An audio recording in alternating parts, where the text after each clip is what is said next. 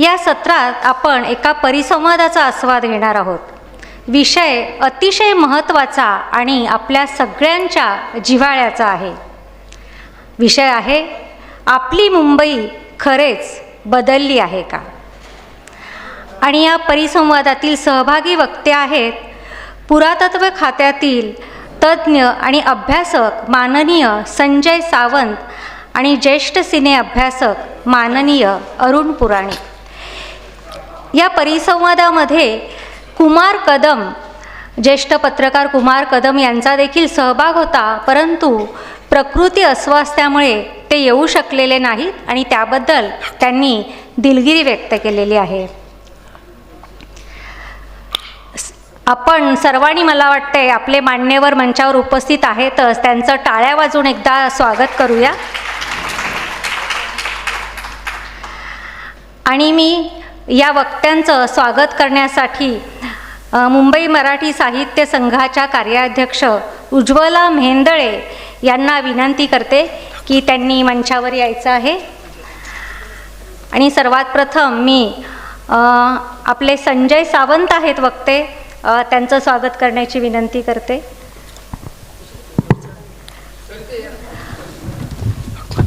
पुस्तक देऊन आपण मान्यवरांचं स्वागत करत आहोत.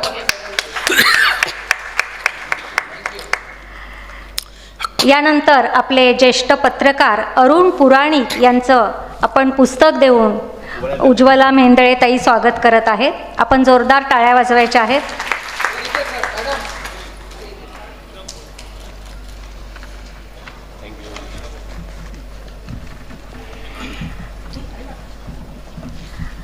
सर्वांचं मी पुन्हा एकदा स्वागत करते आणि आपल्या सर्वांचं देखील मी स्वागत करते. मित्रांनो, ही सर्व मंडळी म्हणजे आपले दोघेही वक्ते त्यांच्या त्यांच्या क्षेत्रातले तज्ज्ञ आहेत, ज्येष्ठ आहेत आणि त्यांचा अनुभव देखील खूप मोठा आहे. परंतु कार्यक्रमाची एक औपचारिकता म्हणून मी आपल्याला त्यांची ओळख करून देते आहे.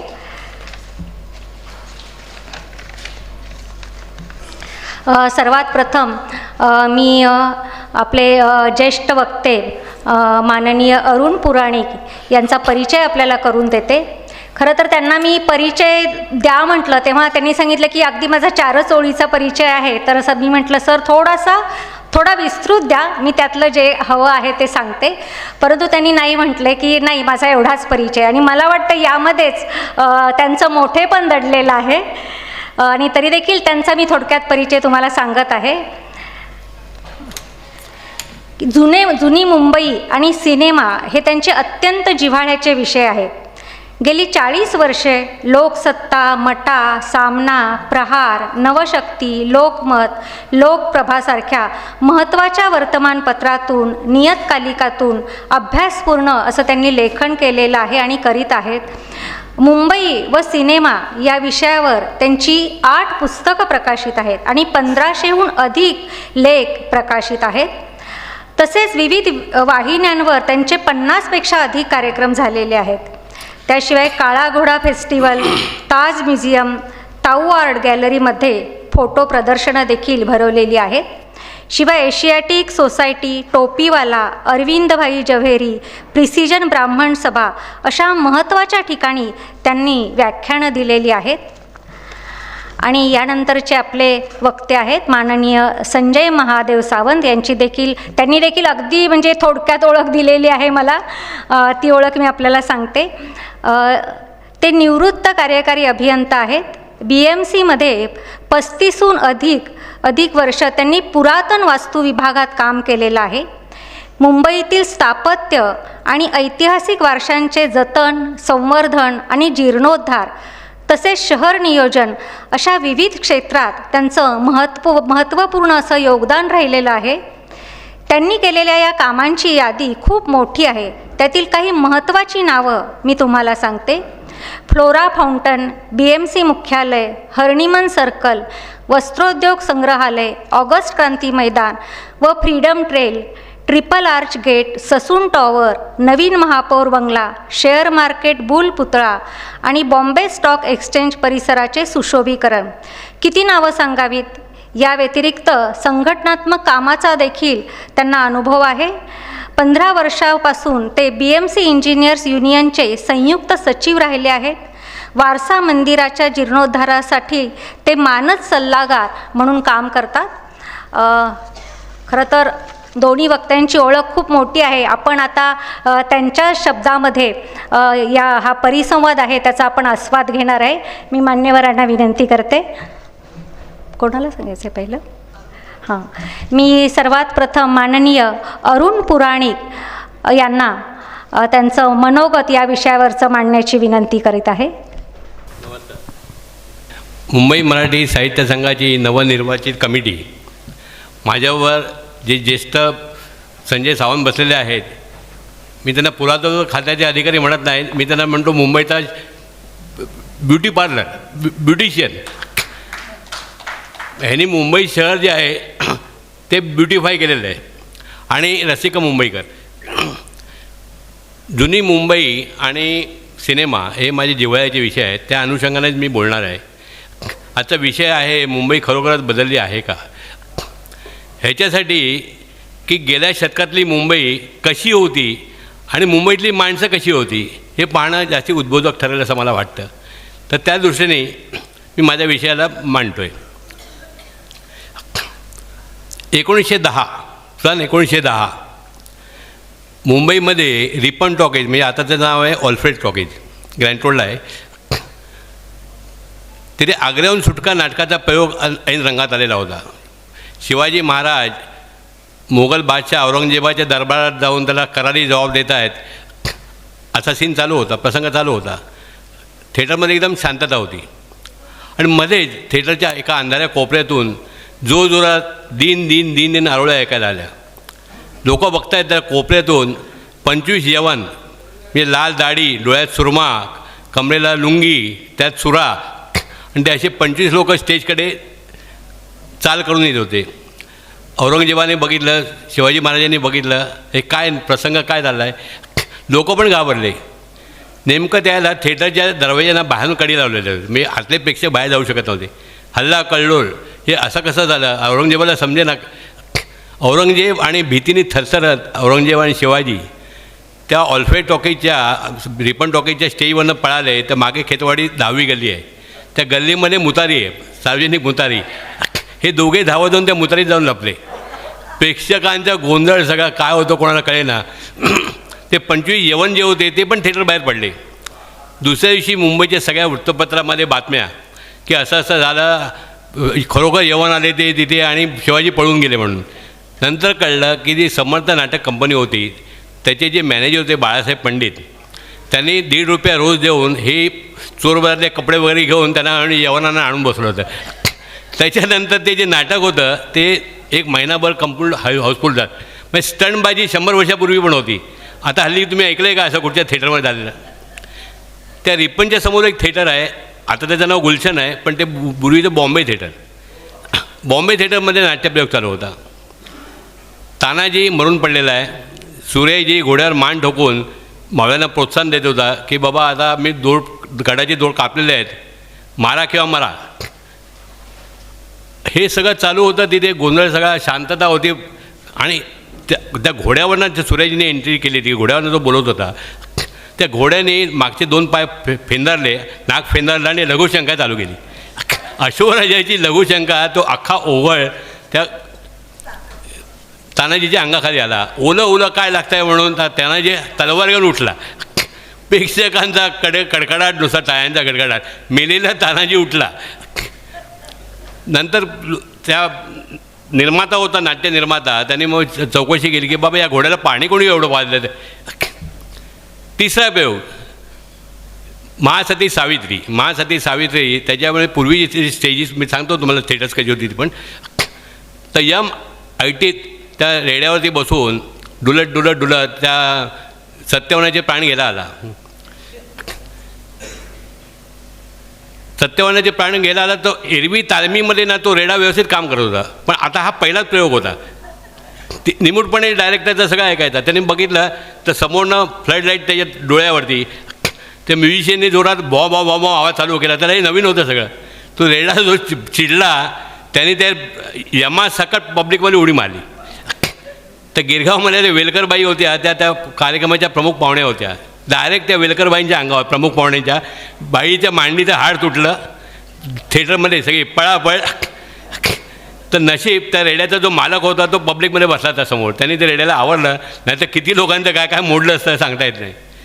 पण अशा गमती जमती पूर्वीच्या थिएटर, आता थिएटर्स आहेत, हे सुद्धा थिएटर आहे. इथे पूर्वी पत्र्याचं थिएटर होतं तेव्हापासून मी बघितलं आहे. पण अशा गमती जमती हल्ली 100 वर्षात ऐकून नाही आल्या.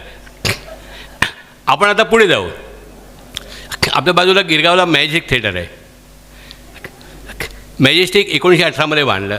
मॅजेस्टिकला आलमारा पिक्चर लागला होता. आता बघा, मॅजेस्टिक थिएटर युसुफ अली मेहर अलीचं त्याच्यात मालक आहे. आलमाराचा पहिला बोलपट मॅजेस्टिकला लागला. तर त्याला तिकीट होतं 4 आणे. तर 4 आणे तिकिटाचा ब्लॅकचा रेट होता 2 रुपये.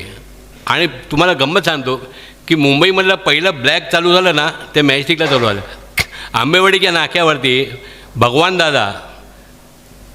भगवानदादाला काय डाय मारायची सवय होती. तुम्ही बघितलं असेल, जे तिकीट विंडो असतो त्याच्यापुढे जी लाईन लागते, तर ती विंडो छोटीशी असते, तिथे पोचायचं गर्दीतून शक्य नाही. हा सगळ्यांच्या डोक्यावर जायचा, कबड्डी खेळायचा.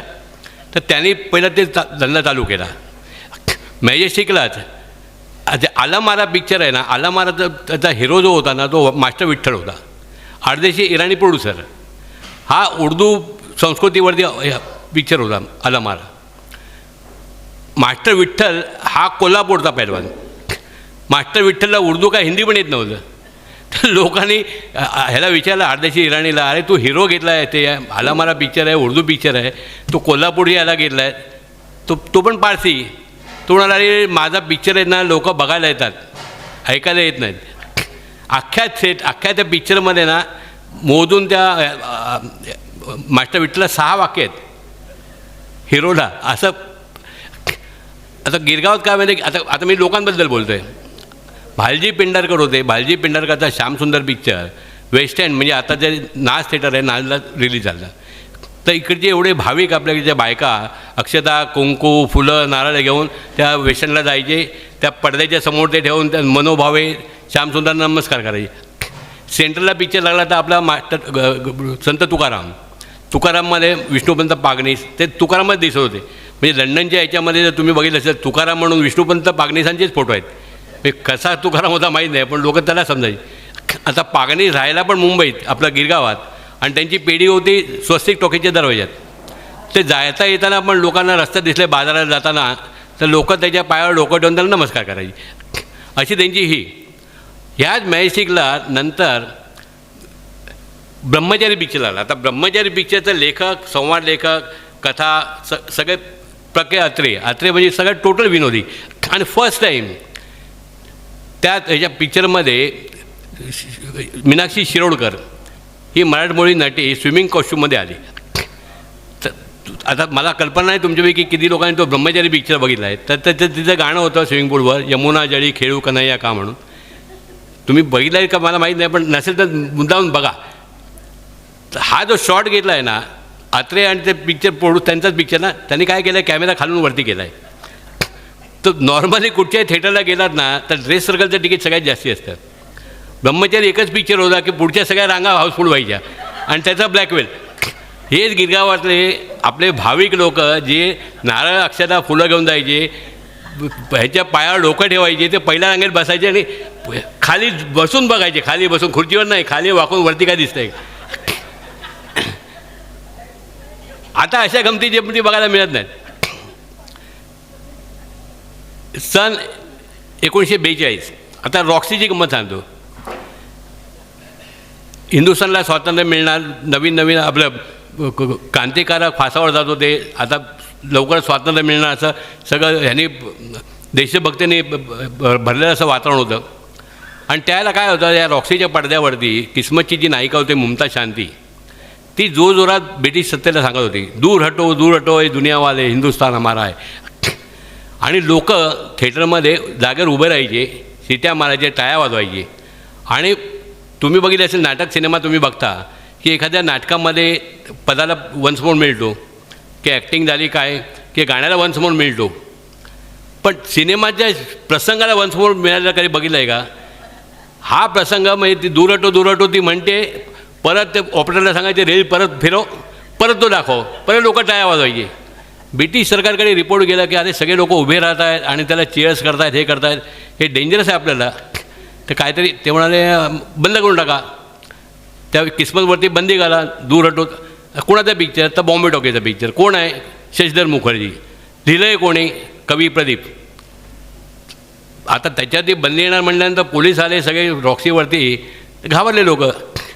लोकांना असं वाटलं की प्रदीप फरारी, दुसऱ्याशी अफवा, प्रदीप फरारी झाले, बॉम्बे टॉकीला तर टाळ्या लागणार, हे सगळं झालं. अशोक कुमार हे असं चालण्यासारखं नव्हतं ना, थिएटर अख्खा बंद झालं तर काय होणार.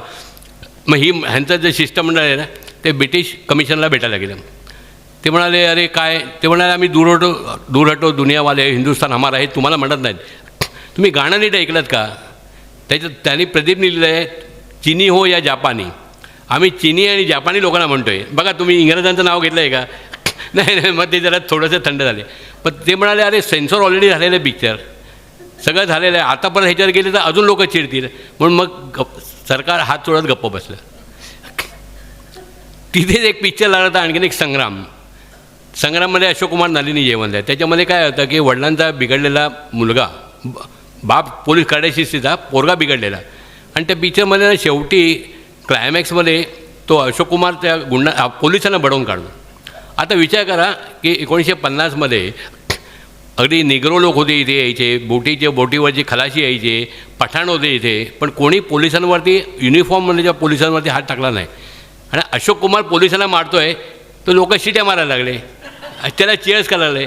मोरारजी देसाई मुख्यमंत्री, कोणीतरी जाऊन त्याला सांगितलं, 15 दिवस झाले ते संग्राम रिलीज होऊन 15 दिवस झाले, की अरे तुमच्या पोलिसांना मारतात आणि लोक टाळ्या वाजवत आहेत. त्याने अशोक कुमारला बोलवून घेतलं, मिस्टर गांगुली हे काय तमाशा चालवला आहे? हो म्हणाले सिनेमा आहे, हे नाटक आहे, खरं आता आम्ही दरोडेखोर काम करतो, आम्ही थोडं दरोडा घालतो, हे सगळं खोटं आहे, प्रणय करतो, सगळं खोटं आहे, ते काय नाही, मी कमिशनर आहे, हा पिक्चर काढून टाका. त्याने अख्खा तो संग्राम पिक्चर रॉक्सीवरनं उतरवला. बघा असे एक कमिशनर आता पोलिसांची इतकी बेइज्जती करतात, कोणाचं काही वाटत नाही. पुढे अजून जायचं आहे मिनर्वा टॉकीज. मिनर्वा हे जे होते म्हणजे सोहराब मोदी आणि त्यांचा भाऊ के मोदी यांची मुंबईमध्ये 47 थिएटर्स होती, पण त्यांनी स्वतःच्या पिक्चरसाठी मिनर्वा राखून ठेवलेलं होतं. आणि त्यांचं खाली मोदीचं खाली ग्राउंड फ्लोअरला मिनर्वाला ऑफिस होतं.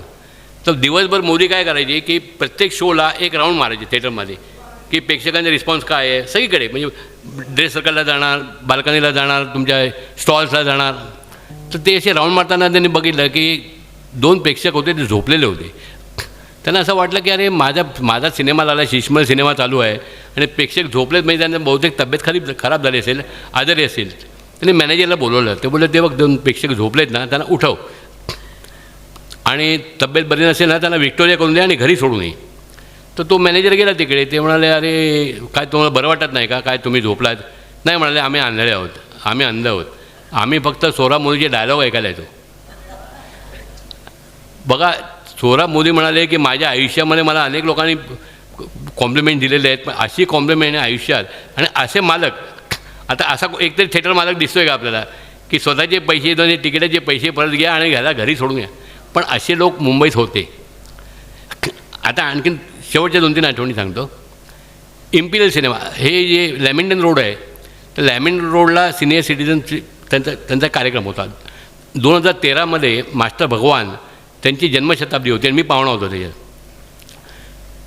तर तिथे काय होतं, ते लोकांनी जे सिनियर सिटीजन होते ना, कमीत कमी वय वर्ष होतं 70 आणि जास्तीत जास्त 90, त्यांची असोसिएशन ना, ह्या लोकांनी त्या इम्पेरियलच्या समोर विग्राम हॉल आहे, हा विग्राम हॉल भाड्याने घेतला होता.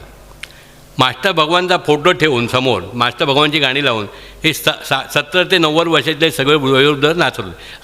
तर त्याला आता मास्टर भगवान म्हणल्यानंतर अलबेलाची आठवण येणार.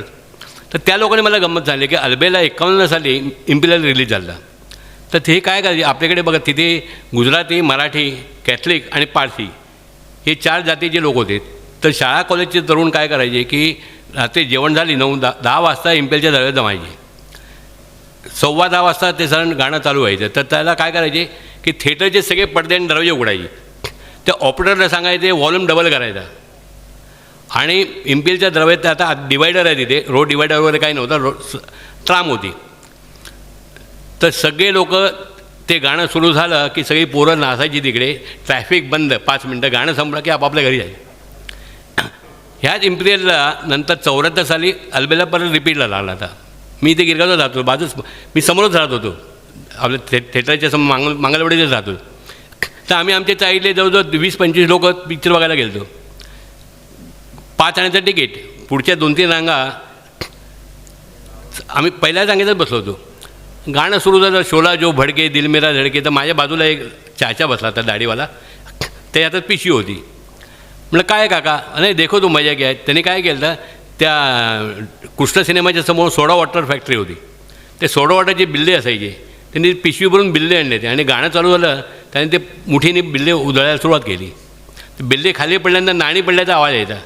ते बघून बागचे माकडाचा गेम तुम्हाला माहिती आहे ना, माकडाची स्टोरी. सगळ्या लोकांनी जेवढी चिल्लर आहे चिल्लर संपली किंवा पैसे त्याला सिनेमा संपायला थोडा वेळ होता. ह्याने काय पिशवीत दुसरा झाडू पण आणला होता. ते बिल्ले सगळे फेकले, खाली बसून सगळ्या चिल्लर गोळा केली, पिशवीत भरले. मला म्हणाले बघ पैसा वसूल पिक्चर इसको बोलते. आता हे थिएटर बघितलं तुम्ही. आता आपल्याकडे बघा तमाशेला सुरुवात झाली उत्तर पेशवाईत, त्यांच्यानंतर नाटकांना सुरुवात झाली, आणि साधारण 1875 पासून थिएटर बांधणीला सुरुवात झाली. आता थिएटर बांधणीमध्ये पारसी लोक पुढे होते सगळ्यात. तर ग्रँट रोडला एक बालीवाला म्हणून ॲक्टर होता. तर बालीवाल्याने थिएटर बांधणे 1875मध्ये. त्यांनी काय केलं, हे आता इथे बसला तुम्हाला कल्पना येईल, 2 ते 3 हजार फुटाचा रंगमंच मोठाच्या मोठा, पुढे वादकांना बसला जागा, लाईट वगैरे त्याची सोय, तेलाचे दिवे होते. त्याच्या पुढे खड्डा, पीठ म्हणतात ना, त्या खड्डा म्हणजे 6 रांगाच्या पिठामधल्या, पिठातल्यापेक्षा तेव्हापासून आलं. त्याच्यानंतर स्टॉल, त्याच्यामध्ये वरती नंतर उंचवट्यावरती बाल्कनी. ह्याने काय केलं, ह्याने जे पीठ होतं ना तिथे खड्डा करून त्याला लाल माती भरली. त्या लाल माती म्हणजे रविवारी तिथे कुस्त्या व्हायच्या लाल मातीमध्ये. त्या लाल मातीवरती त्या खड्ड्यावरती फळ्या घातल्या, खुर्च्या ठेवल्या की त्याचं थिएटर व्हायचं. की मुंबईमधलं एकमेव थिएटर होतं तिथे गुजराती, उर्दू, मराठी नाटकं आणि तुमचं कुस्त्या हे सगळं एका थिएटरमध्ये. आता आपण म्हणतो मल्टिप्लेक्स, पण हे 100 वर्षापूर्वी होतं, विचार करा. तर अशी मुंबईची. आता तुम्ही ठरवा की आता मुंबई बदलली आहे का माणसं बदलली आहे, ते कसं होतं तुम्हाला कल्पना आली असेल. धन्यवाद. कुठच्या दौलत टॉकीज, आता नंतरचं दौलत, आधी तर बालीवाला थिएटर, आता तोडलं तिथे. तर आता बोरी लोकांचा टॉवर झाला आहे तिकडे. धन्यवाद पुराणिक सर.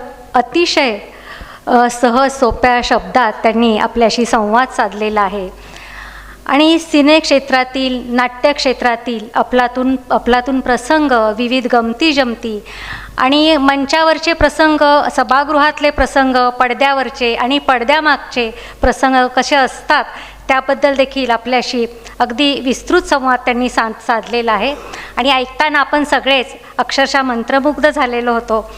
आणि त्यावरून मुंबईचा त्या काळात चित्रपट क्षेत्राशी आणि नाट्यक्षेत्राशी जो अनुबंध होता तो अतिशय सोप्या शब्दात त्यांनी उलगडलेला आहे. धन्यवाद पुराणिक सर. यानंतर मी आमंत्रित करते माननीय संजय सावंत यांना. नमस्कार. सत्राचा विषय आहे, आपली मुंबई खरंच बदलली आहे का. मुंबई मराठी साहित्य संघ आणि स्वामीराज प्रकाशनने हा एकदम जिव्हाळ्याचा विषय घेतला आहे. खरं या सत्राच्या नंतर मला वाटते नितीन साळुंखे लिखित ती मुंबईचे हे आणि मुंबईबद्दल त्यांनी पुस्तकं, जी 2 पुस्तकं लिहिली आहेत, आणि गोविंद माडगावकरांचं पुस्तक, त्याचं काहीतरी वाचन आहे. या पुस्तकांचाच संदर्भ देतो काही गोष्टीमध्ये. मुंबई खरंच बदलली आहे का, तर हो, अगोदरची ज्यांनी मुंबई बघितली आहे त्यांना ते कळेल की मुंबई फार बदललेली आहे. म्हणजे गिरगावमध्ये ज्या वाड्या होत्या, दादरमध्ये वाड्या होत्या, तिथे जाऊन टोलेजंगी इमारती आल्या. गिरणगाव जाऊन मॉल आले. आमची खारपुटी, बँड्रा कुर्ल्याची खारपुटी जाऊन तिथले बँड्रा कुर्ला कॉम्प्लेक्स आलं. नंतर आपल्या ज्या मराठी शाळा होत्या त्या मराठी शाळा, महानगरपालिकेच्या शाळा तर बंदच पडल्या मराठी, पण इतर खाजगी पण मराठी शाळा बंद पडून तिथे आता इंग्लिश मिडियम शाळा आहेत. इंग्लिश मिडियमच्या पुढे CBSE पण शाळा आल्या. असे अनेक बदल झालेले आहेत. तर आपण कुठूनपासून सुरुवात करू की मुंबई कधीपासून बदलली आणि केव्हापासून सुरू झाली. आता तुम्ही फार पुरातन काळात गेलात तर महाभारतात पण उत्तर अपरांत म्हणून ह्या प्रदेशाचा उल्लेख आहे. आता ती मुंबई आहे का काय माहिती नाही, पण त्याचा तो उल्लेख आहे. पण त्याच्यानंतर एक इसवी सन पूर्व 320 पूर्वी एक उल्लेख आहे, कृष्ण नावाचा कोणतरी राजा होऊन गेला म्हणून. नंतर तो टॉलेमे म्हणून एक पर्यटक होता, त्यांनी एक एप्टोनेशिया म्हणून या जागेचा उल्लेख केला आहे. तर त्याच्यानंतर सम्राट अशोकाचं राज्य आलं होतं, पूर्ण भारताचा सम्राटच होता भारताचा. त्यांनी आपले जे काय आहे ठिकाण ते सोपारा इथे हलवलं होतं आणि मुंबई प्रांतावर त्याचं राज्य होतं. तुम्हाला एक गोष्ट सांगतो, बऱ्याच जणांना माहिती पण असेल की सोपाराला एक स्तूप होतं आणि त्या स्तूपामध्ये गौतम बुद्धाच्या अस्थी होत्या. त्या अस्थी आजही एशियाटिक लायब्ररीमध्ये आहेत. आणि त्या गंमतमध्ये त्या एशियाटिक लायब्ररीमध्ये त्या पेटीमध्ये पेटी आहे, म्हणजे पहिली काय म्हणतात ते दगडाची पेटी, नंतर लाकडाची पेटी, तांब्याची पेटी, पितळेची पेटी, चांदीची पेटी आणि सोन्याच्या पेटीमध्ये ते अस्थी आहेत. हा एक माहितीचा भाग झाला. त्याच्यानंतर मग चित्रकूट आले, त्याच्यानंतर मग शिलाहार आले. ते तुम्हाला साळुंकेंच्या पुस्तकामध्ये सगळं मिळेलच, माडगावकरांच्या पुस्तकात पण त्याचा उल्लेख आहे. असं करत करत मग यादवांचं राज्य आलं. मधल्या काळामध्ये शिलारांच्या काळामध्ये वाळकेश्वर वगैरे वगैरे झालं मुंबईतलं. त्यावेळेला पण आपल्याकडे वस्ती होती, पण उल्लेख कुठेही नाही की किती वस्ती होती आणि कोणाची वस्ती होती. फक्त कोळ्यांची वस्ती होती, काही पठारे प्रभू वगैरे वगैरे होते. पण त्याच्यानंतर सुलतानाचं राज्य आलं. यादवांना हरवल्याच्यानंतर सुलतानांचं राज्य आलं आणि सुलतानाने मग ते शेवटी राज्य पोर्तुगीजांना दिलं 1534 साली.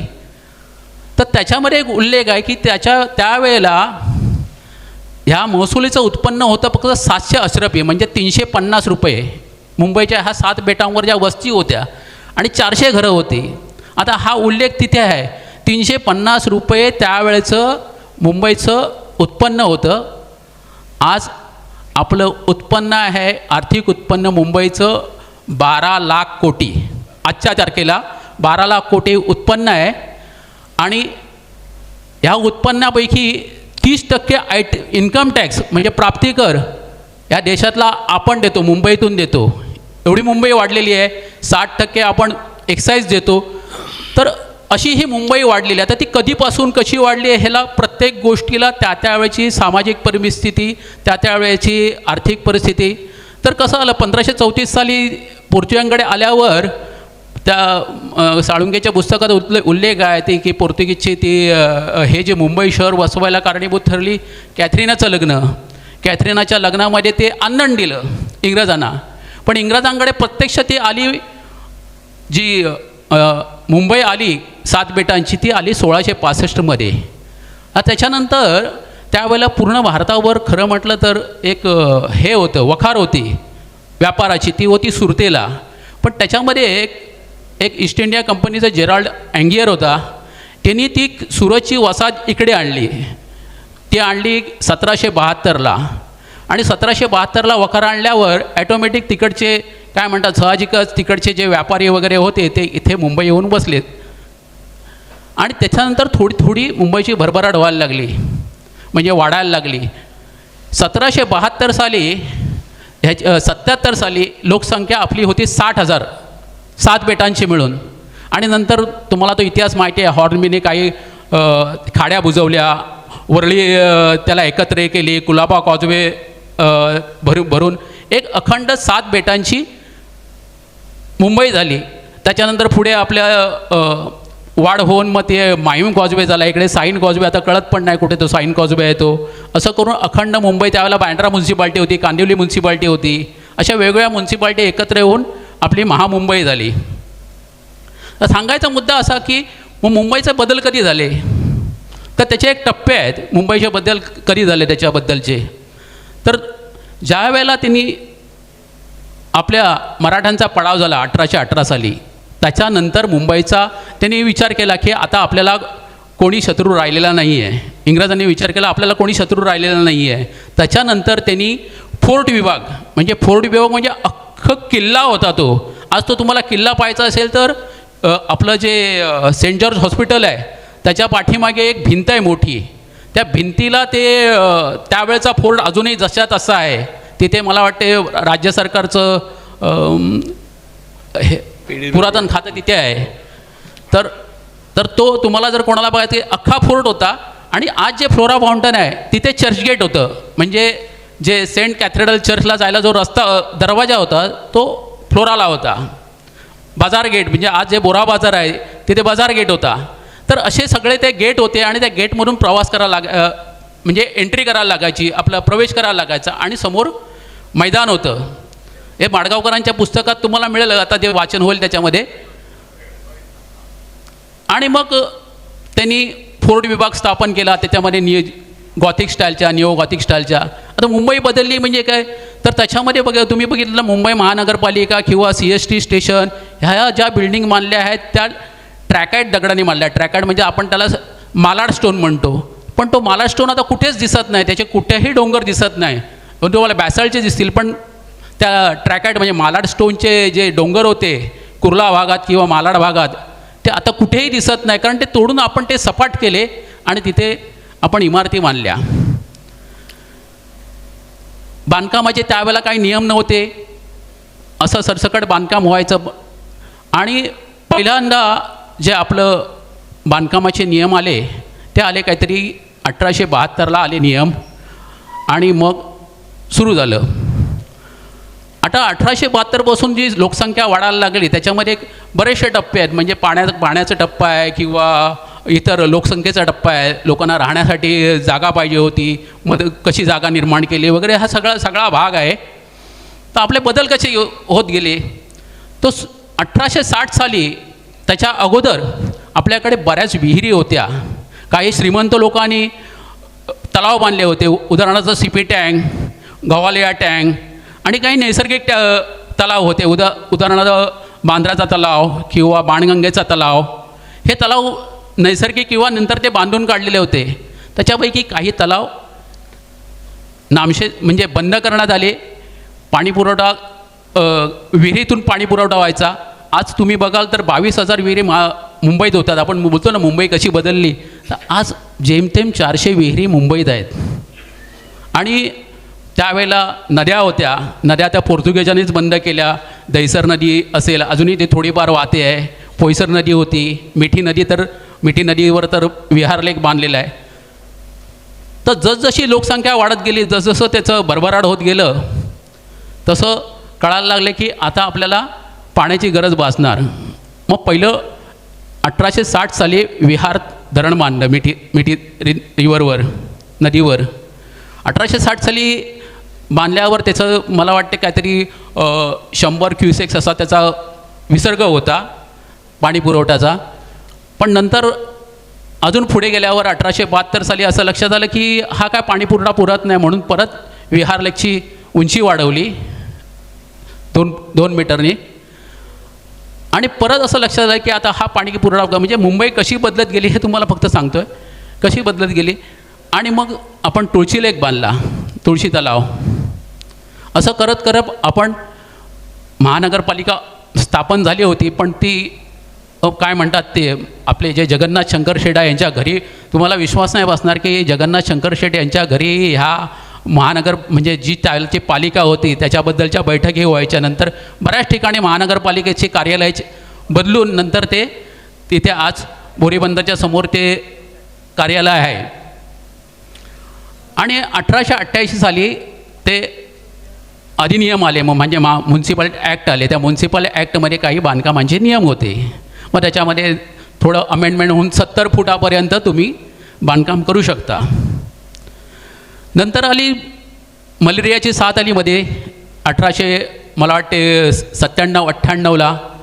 आणि मग त्यावेळेला लक्षात आलं की नाही हे काहीतरी बकाल स्वरूपात वाटते मुंबई, म्हणून त्यांनी बॉम्बे इम्प्रूव्हमेंट कमिटी ट्रस्टची स्थापना केली.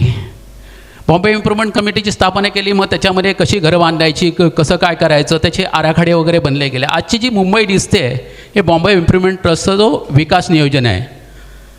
1905 साली त्यांनी असं लक्षात आलं की आपल्याला घरं सुटसुटीत असायला पाहिजे, म्हणून त्यांनी एक नियम बनवला की जमिनीचा जो प्लिंथ आहे म्हणजे जोता आहे तिथपासून जो गच्ची आहे त्याच्यामध्ये 63.5चा अंश पाहिजे. हा ॲक्च्युली मद्रास गव्हर्नमेंटचा नियम होता की त्याच्यामध्ये काय म्हणतात तो एअर अँड लाईट लॉ होता तो. त्याच्याप्रमाणे आपल्या मुंबईत हे नियम घडले.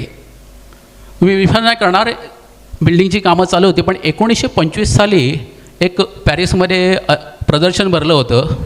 त्या प्रदर्शनामध्ये काही लोकांनी इमारतीचे आराखडे बनवले आणि त्याच्याप्रमाणे मुंबईत त्याच्याप्रमाणे आपल्या इकडच्या आर्किटेक्टने याच्यात बदल करून एक नवीन इमारतींचं बांधकाम चालू केलं. ते म्हणजे आर्ट डेको. तुम्ही लोकांनी ऐकलं असेल आर्ट डेकोला, ज्या मरीन लाईन्स आणि आपल्या ओव्हल मैदानाच्या बाजूला ज्या आर्ट डेको इमारती आहे त्याला युनेस्कोनी संरक्षित केलं आहे.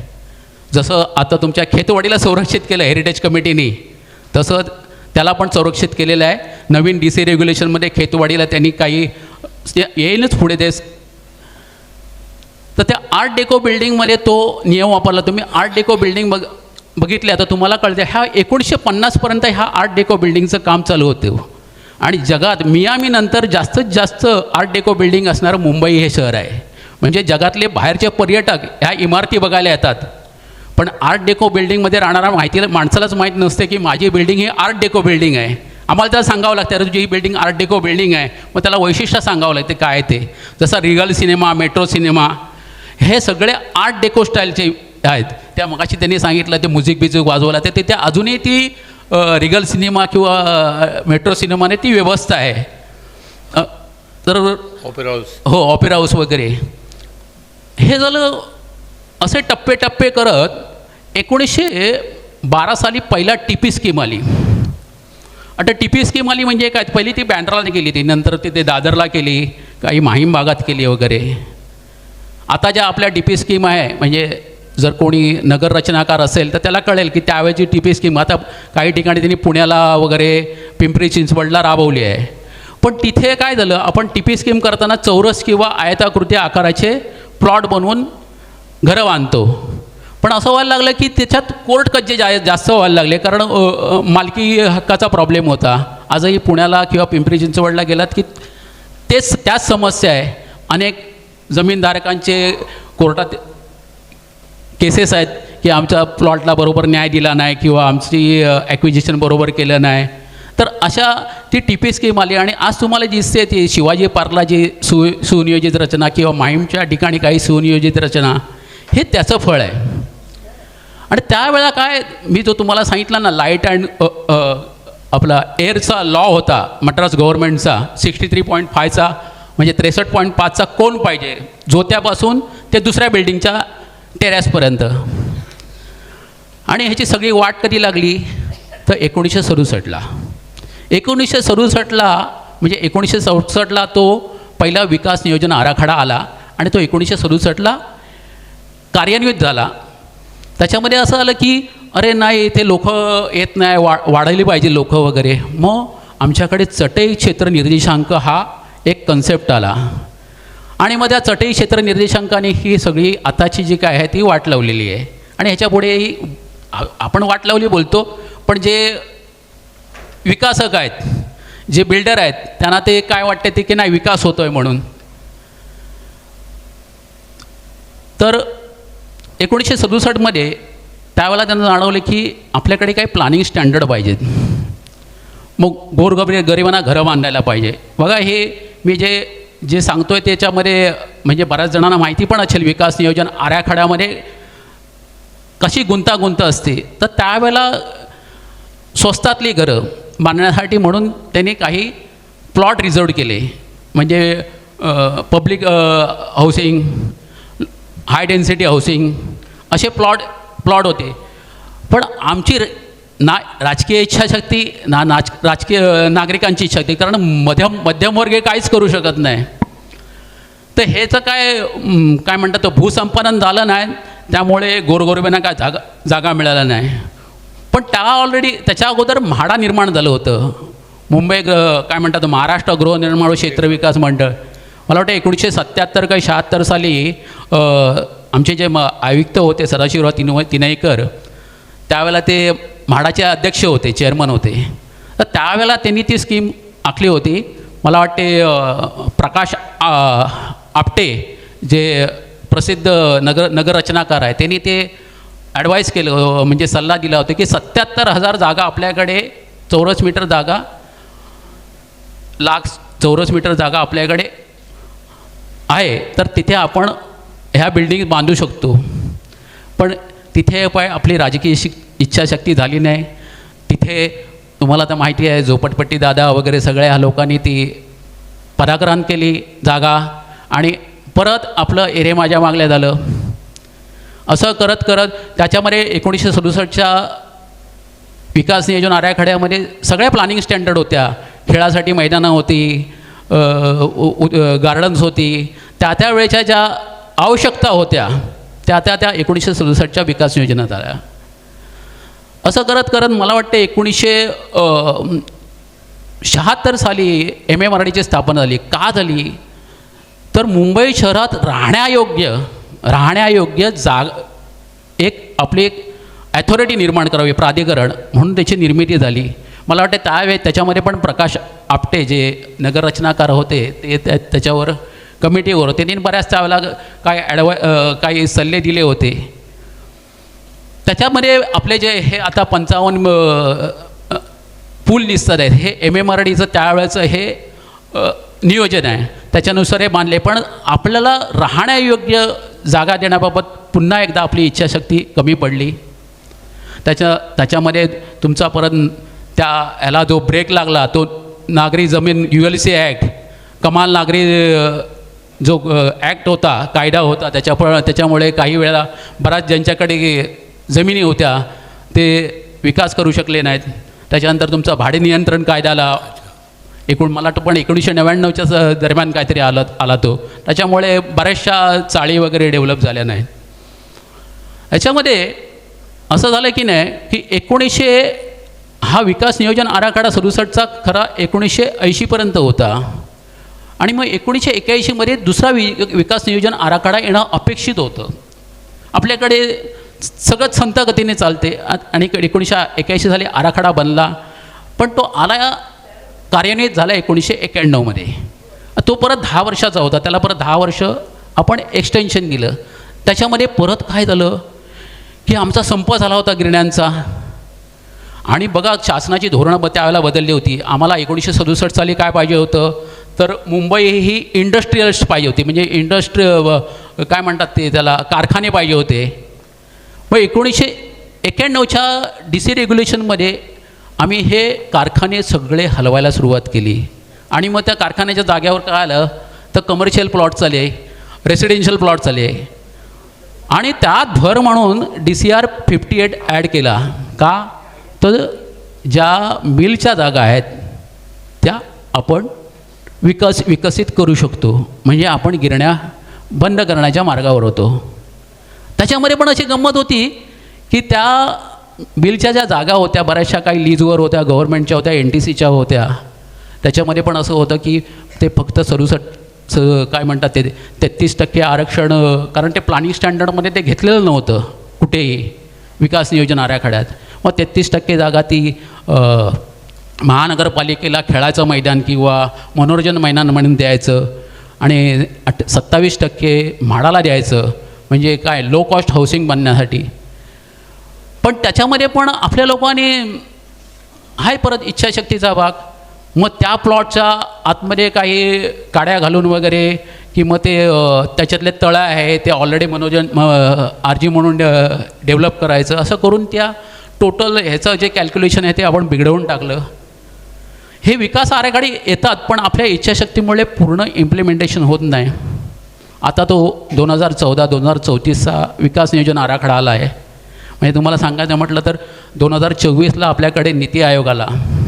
त्या नीती आयोग आणि आपला विकास नियोजन आराखडा तुम्ही संगत घालू शकता. नीती आयोगाने काय म्हटलं आहे की आपल्याकडे जे 12 लाख कोटीचं आर्थिक उत्पन्न आहे मुंबईचं, तर मुंबईला ग्लोबल सिटी बनवायचं आणि ती उत्पन्न किती लिहायचं 25 लाख कोटीवर. त्याच्याप्रमाणे 2034चा हा विकास अर्जन आराखडा आहे. आपल्याकडे 5,000 लाख चौरस मीटर जागा आहे. कसली तर ती आहे NDZ म्हणजे तिथे आपण जागा विकसित करू शकत नाही. काही ठिकाणी पाणथळ आहे. तर त्याच्यापैकी 3,000 जागा ही आपण विकसित करू शकतो. हे आतल्या 2034चा आराखडा झाला आहे. आपला जो शहराचा 1.33 FSI होता तो आता आपण 2.5 केला. नंतर कमर्शियलला त्यांनी 4 केला, म्हणजे तुम्ही एखादा ऑफिसेस वगैरे बांधली तर तो 4 FSI होणार. सबबमध्ये आता 1+1 2 FSI होता, तो आता आपला 3 झाला. असं आपलं एखादी गुदमरायचं हे मुंबई काय म्हणतो आपण विकसित करत नाही, एक प्रकारची गुदमर होतो आहे. आपल्या मुंबईचा जो घनता आहे, ती घनता किती असेल तर 28,508 पर स्क्वेअर किलोमीटर. जगामध्ये सर्वात एवढी घनता असलेलं हे एकमेव शहर. मला बरंच काय बोलायचं आहे, वेळेचं हे असल्यामुळे काही जास्त सांगू शकत नाही. तर एवढे घनता असलेले हे शहर हे खरंच बदलतं आहे. आणि मग त्याच्यासाठी काय, आम्ही मगाशी सांगितल्याप्रमाणे विहार बांधलं, तुळशी बांधलं. तुळशीच्या नंतर आम्ही तानसा बांधलं 1992ला 1892ला. त्याच्यानंतर लक्षात आलं की 1901ला की नाही हे पण पुरत नाही. तानसा आहे कुठे तर 152 किलोमीटर इथून मुंबईपासून. मग तिथे आम्ही परत 3 मीटरचं उंची वाढवली तानसाची. पण आता नंतर लक्षात आलं 1950ला ते पण पाणी पुरत नाही आहे. मग आम्ही बांधला लोअर वैतरणा, म्हणजे जे मोडक सागर, नानासाहेब मोडक ज्यांनी शिवाजी पार्कचं डिझाईन केलं, किंवा आपल्या तुमच्या नरिमन पॉईंट जे डिझाईन केले, आमचे सिटी इंजिनियर होते मुंबई महानगरपालिकेचे, की ज्यांनी शिवाजी पार्कचं डिझाईन आणि तुमच्या नरिमन पॉईंटचं डिझाईन केलं. तर त्यांच्या नावाने त्यांनी तो बांधून घेतला. त्यांच्या नावाने ते मोडक सागर म्हणून धरण आहे. पण ते लोअर वैतरणाचं पाणी परत आपल्या लक्षात आलं की हे पण पाणी पुरत नाही आहे. मला वाटतं 1973-74च्या दरम्यान. आणि मग आपण राज्य शासनाकडे गेलो. राज्य शासनाने त्यावेळेला अप्पर वैतरणा बांधलं होतं. मग अप्पर वैतरणामधून आपण जवळजवळ 100 क्युसेक्स विसर्ग करतो, पाणी त्यांच्याकडून घेतो आणि ट्रीट करतो. त्याच्यानंतर लक्षात आलं रे अजून पाणी पुरत नाही. परत आपण महाराष्ट्र शासनाकडे गेलो. महाराष्ट्र शासनाच्या भासा धरणातून आपण जवळजवळ दिवसाला आता 300 घेतो आहे क्युसेक्स पाणी आपण मुंबईसाठी घेतो. त्याच्यापैकी 300 क्युसेक्स आपण 100 ठाणा घेते आणि मला वाटते उल्हासनगर असं काहीतरी ते घेते. आपल्याला पिसे पांजरपोळला मोठा मास्टर बॅलन्सिंग रिझर्वायर आहे एवई या ठिकाणी. ते पाणी घेतल्यावर ते ट्रीट होते आणि ते एवईला जाते. भांडूप कॉम्प्लेक्सला कालच तुम्ही बघितलं असेल नवीन ट्रीटमेंट प्लांटचं उद्घाटन झालं. आशियातला सर्वात मोठा हा ट्रीटमेंट प्लांट आहे. नंतर लक्षात आलं की बाबा नाही, आता 2014ला की आपल्याला नाही पाणी पुरत आहे, म्हणून आम्ही मिडल वैतरणा बांधला 2014ला. आणि आता लक्षात येते की नाही, आपली 2041ला ह्याच्याप्रमाणे आज जी 4,500 दशलक्ष लिटर पाण्याची रिक्वायरमेंट आहे ती 2041ला 6,500 होणार आहे. म्हणून आम्ही पिंजाळ आणि गारगाई ह्या 2 ज्या ट्रायब्युटरीज आहेत ह्याच्या वैतरणाच्या, त्या आम्ही जोडण्याचा प्रयत्न करणार आहे. त्याशिवाय दमणगंगा प्रोजेक्ट आहेच, तो पण करणार आहे. मध्यंतरी ह्या मागच्या विधानसभेत त्याच्यावर चर्चा झाली. चर्चा अशी झाली की महानगरपालिका हा पिंजाळ गारगाई हे प्रकल्प करतो आहे, त्याच्यापेक्षा डिसॅलिनेशन का नाही करत आहे. डिसॅलिनेशन बी स्वस्तात होईल. पण अजूनही ते डिसॅलिनेशनचे वगैरे ज्या प्रोसेस आहेत त्या अजून बाकी आहेत. त्याच्यानंतर ते पिंजाळ गारगाई पण प्रकल्प म्हणजे मार्गावर आहे, त्याचं नियोजन झालेलं आहे. दमणगंगा प्रकल्पाचं हे सगळं आपण वाढवतो. म्हणजे मुंबई कशी बदलली, तिची रिक्वायरमेंट कशी बदलत गेल्या. तुम्हाला एक गंमत सांगतो की पूर्वी दादर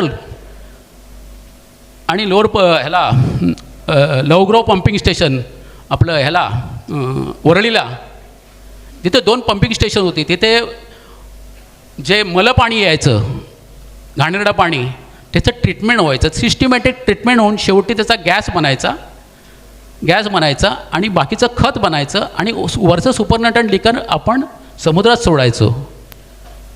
पण नंतर लक्षात आलं हे फार खर्चिक आहे. आपण 1999-2000 आपण जगातलं सर्वात मोठं पंपिंग स्टेशन बांधलं माहीमला. 8 पंप आहे, 1000 हॉर्स पॉवरचे.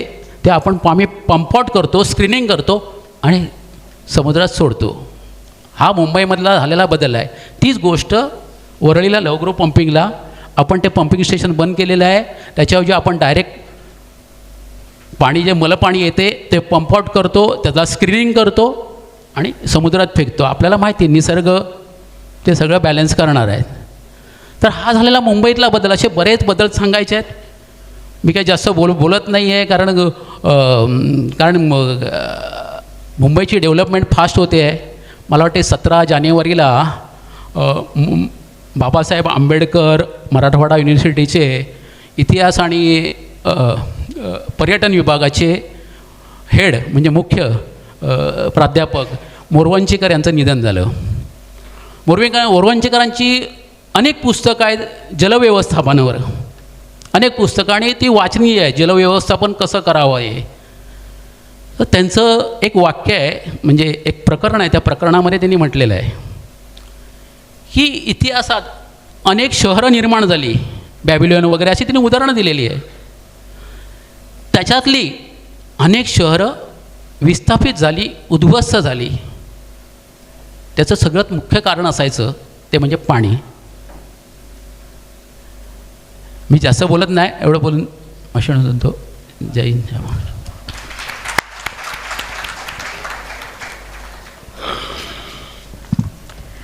धन्यवाद सर. प्राचीन मुंबईचा इतिहास इथपासून सरांनी आपल्या या संवादाला सुरुवात केलेली आहे. आणि मुंबई राजकीय आणि आर्थिकदृष्ट्याच नाही तर विविध अंगाने कशी कशी बदलत गेली याचा अतिशय सुंदर असा आढावा घेतलेला आहे. म्हणजे 7 बेटांची मुंबई ते बृहन्मुंबई असा मुंबईचा प्रवास ऐकताना आपण खरोखरच थक्क झालेलो आहोत. आणि हे मुंबईचं बदलतं रूप ऐकताना एकीकडे आपल्याला अभिमान वाटत होताच, परंतु दुसरीकडे आपण सगळे अंतर्मुख देखील झालेलो आहोत. तर सर खरोखरच धन्यवाद. म्हणजे मुंबईबद्दलच्या ज्ञानामध्ये एक मुंबईकर म्हणून खरोखरच खूप महत्त्वाची भर पडलेली आहे असं मला वाटतं परिसंवादाची. आणि खरोखरच आपली मुंबई बदलली आहे का, हा परिसंवाद अतिशय चांगला झालेला आहे आणि श्रोत्यांनी त्याचा खूप आनंद घेतलेला आहे. आणि श्रोता बऱ्याच अंशी मुंबई संदर्भात समृद्ध देखील झालेला आहे.